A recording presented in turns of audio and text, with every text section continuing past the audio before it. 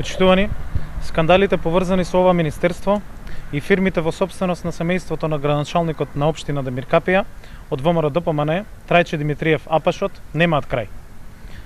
За подпишување на договорите за исплата на огромни износи на субвенции, кривични пријави досега заработија поранешниот министер за земјоделство Љупчо Димовски и директорот на платежната агенција Тони Димовски. Денес објавуваме нови докази на јавноста за тоа како функционирал овој систем на фирми на ова семејство одржана од власт. Сопругата на градоначалникот Виолета Димитриева, избришена од Централниот регистар и како управител и како собственик на Корал, и понатаму склучува договори и подпишува во име на фирмата.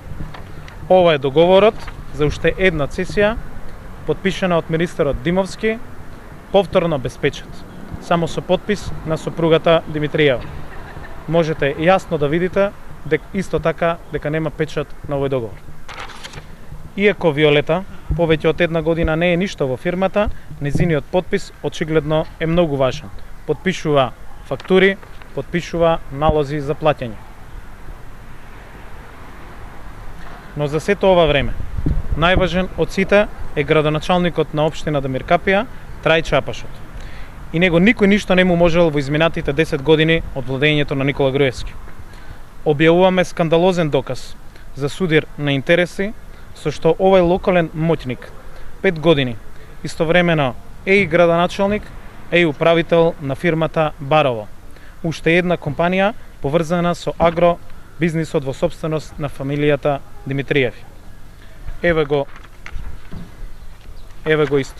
историјатот на фирмата Барово од Централниот регистар, кој што покажува, односно докажува, толерирање од страна на Државната комисија за спречување на корупција. Според историјатот, од март 2009 до ноември 2014 година, Трајче Апашот има две функции спротивно на закон. Потенцирам овај грубо прекршување и на законот за спречување на корупција, член 21, и на законот за локална самоуправа, член 53, каде што точно е дефинирано дека градоначалник не може да врши ниту една друга јавна функција или да членува во управни одбори и да биде управител на било каква фирма. Строго го забранува ова законите во Република Македонија. Но еве ја и поврзаноста на токму оваа фирма со фирмата Корал. Поврзаноста на Корал со фирмата Барово, каде што спротивно на закон градоначалникот е управител во целиот овој период. Мора да има законска, мора да има институционална реакција и разрешница во однос на доказите кои што ги објавуваме. Наша законска обврска е откривање на злоупотребите и манипулациите, како и нивно пријавување согласно законот, без разлика за кого и да станува збор. Промените доаѓаат, секој во државата, за секој 1 евро незаконски потрошено од буџетот на државата, од парите на граѓаните, ќе мора да одговара.